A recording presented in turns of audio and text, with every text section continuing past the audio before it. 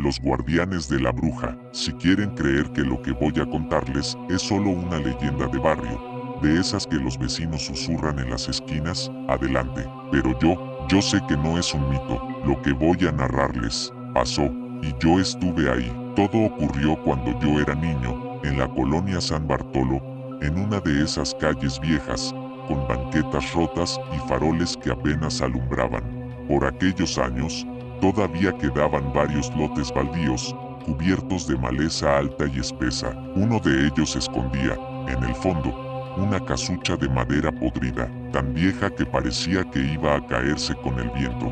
Nadie vivía ahí, al menos, nadie humano. Ese terreno era el refugio de 5 perros. Perros flacos, con el pelo enmarañado y las costillas marcadas. Tenían la mirada desconfiada, como si el mundo ya les hubiera demostrado lo cruel que podía ser.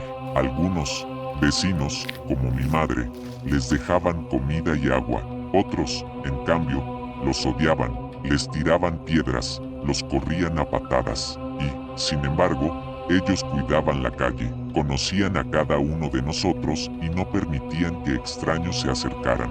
Por eso, mientras ellos estuvieron ahí, no hubo robos, ni asaltos, ni autos desaparecidos. Todo cambió el día que ella llegó. Una mujer extraña, de mirada fría y labios apretados, se mudó a las cuarterías del final de la calle, propiedad de doña Estela. No recuerdo su nombre, pero sí recuerdo su presencia. No era solo que se viera mala, era que se sentía mala. Poco después, comenzó a recibir la visita de su hermano y un grupo de tipos con cara de buscar problemas. Siempre caminaban fisgoneando cada casa, como si estuvieran midiendo cuál sería la próxima. Los robos empezaron.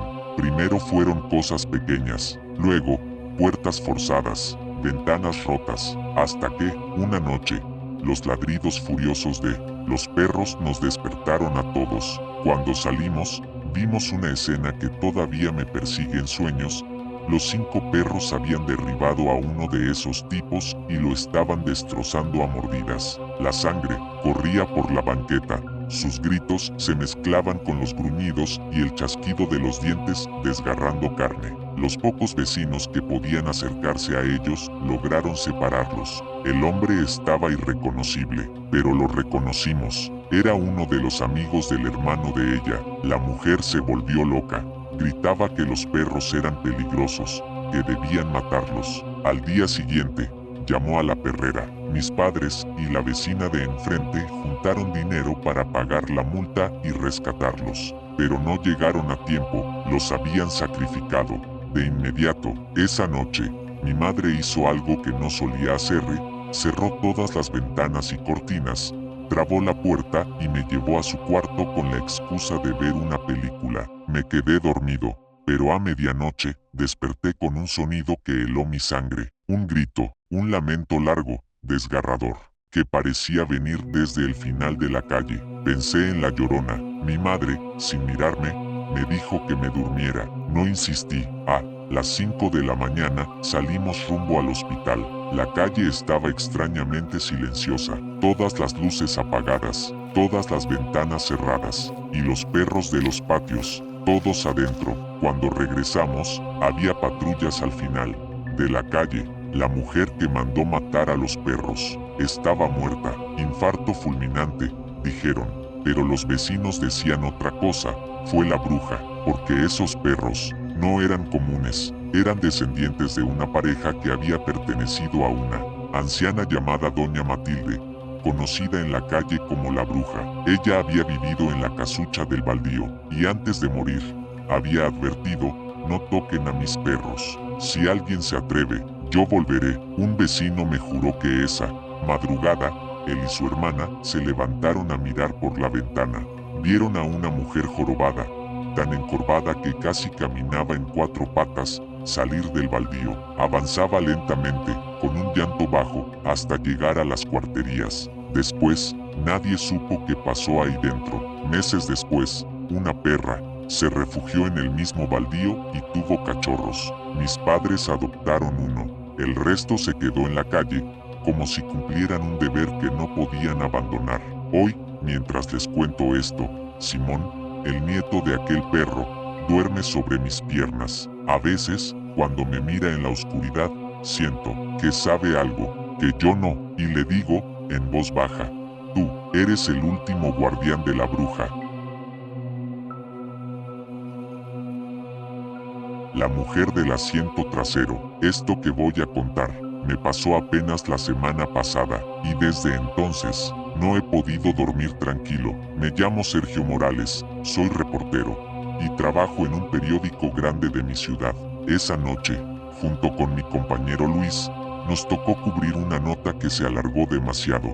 Ya era de madrugada cuando regresamos a la redacción, y el edificio estaba casi vacío.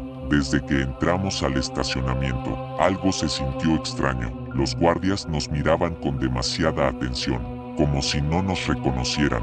Y eso que íbamos en el carro de la empresa, pero lo dejé pasar.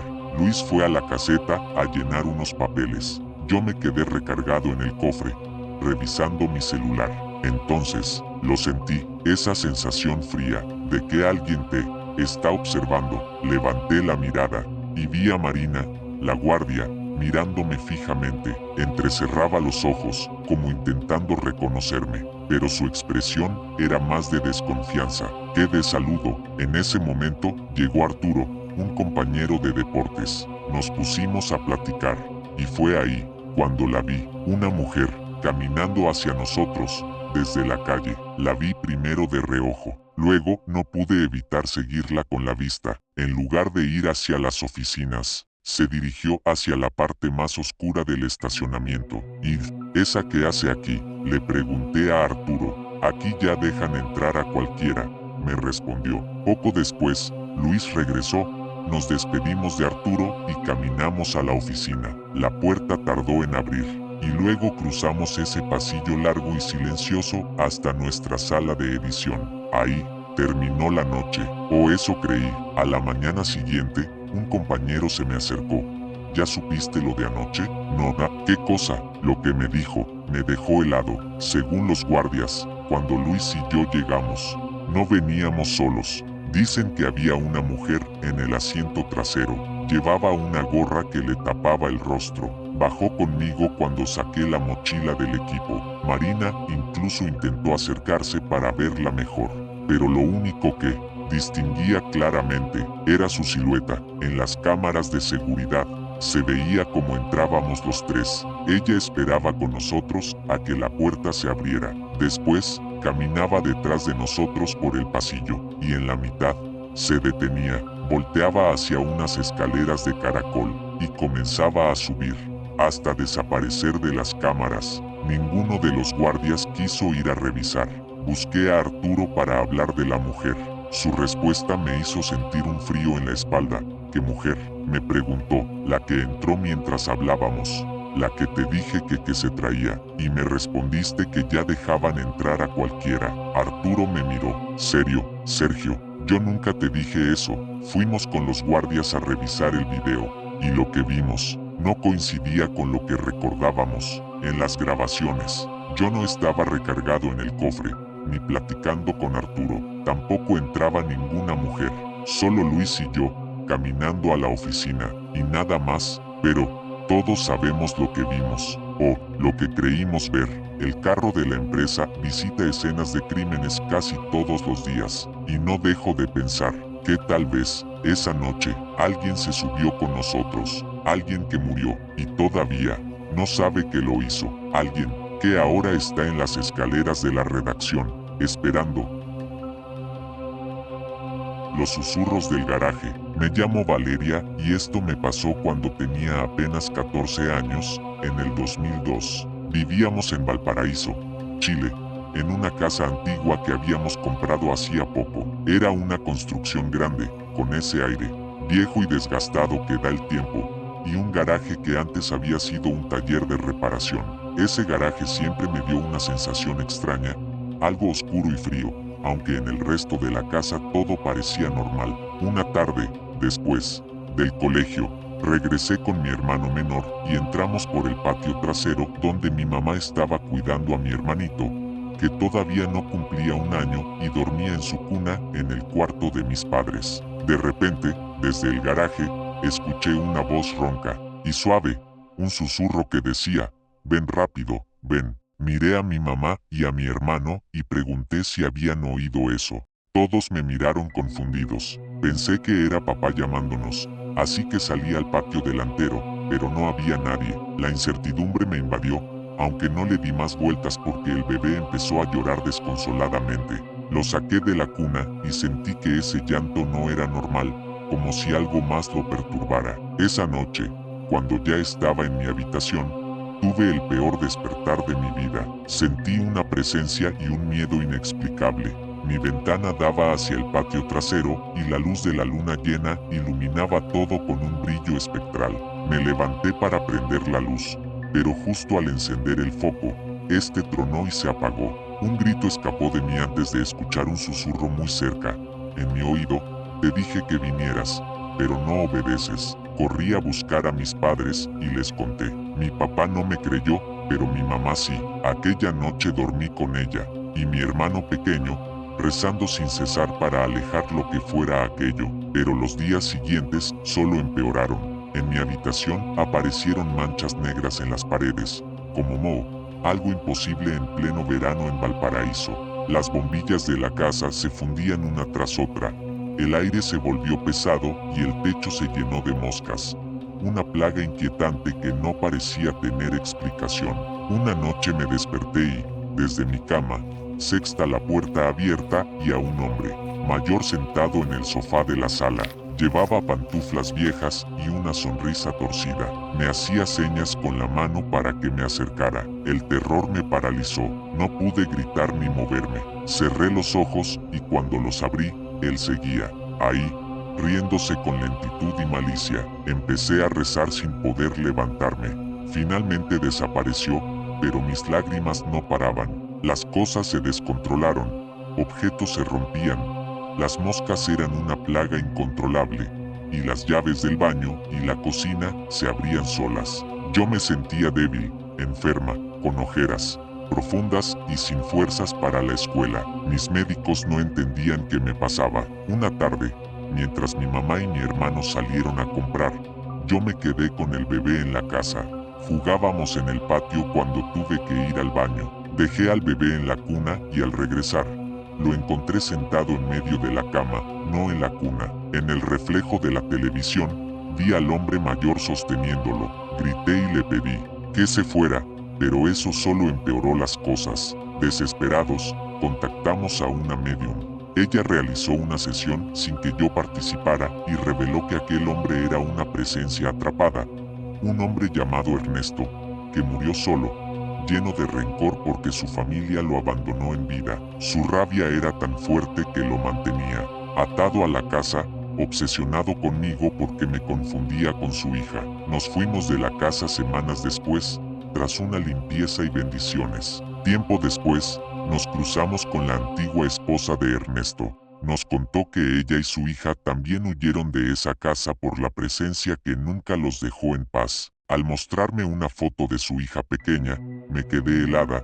Mi parecido con ella era escalofriante. Ella cree que Ernesto confundió mi rostro con el de su hija, y esa confusión lo mantuvo allí, enojado y preso en su tormento. Finalmente, fuimos al cementerio, dejamos flores y le dijimos que yo no era su hija, que sentíamos mucho lo ocurrido, y que deseábamos que encontrara la paz que tanto merecía. Quizás fue el cierre que necesitábamos para que aquel espíritu, por fin, se fuera.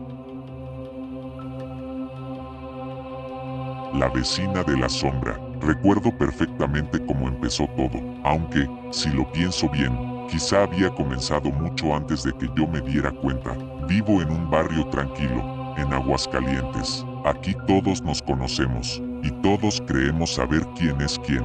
Pero a veces, el peligro no viene de lejos. A veces, está al otro lado de la barda. Mi abuelo, don Julián, era un hombre fuerte, de esos que parecen imposibles de derribar. Pero, de un día para otro, empezó a apagarse, dejó de comer, perdió fuerzas, hasta que su cuerpo quedó reducido a casi nada. En diciembre de 2023, murió. Toda la familia lo lloró, todos, excepto una persona, Isabel, la esposa de mi tío Rubén.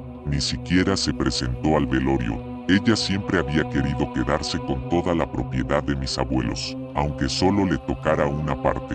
Meses antes, en una discusión, Isabel había dicho algo que en su momento sonó como un insulto, pero ahora suena como una profecía. Primero se va tu papá, luego tu mamá, y después tu hermana. 2 meses después, mi abuela, Doña Teresa, empezó a enfermar, exactamente igual que mi abuelo. Dejaba la comida intacta, se debilitaba día a día, hasta que también se nos fue. La tarde que falleció, mi papá entró a su habitación y se sentó en un sillón a los pies de la cama. En ese momento, sintió un cansancio tan profundo que tuvo que pedirle a mi hermano que se acercara, pero esa sensación solo la tuvo él, como si algo invisible le estuviera robando la energía. Días después, mientras limpiaban el cuarto, la novia de mi primo encontró algo, una bolsa oculta entre las cobijas. Dentro había tierra negra, ramas secas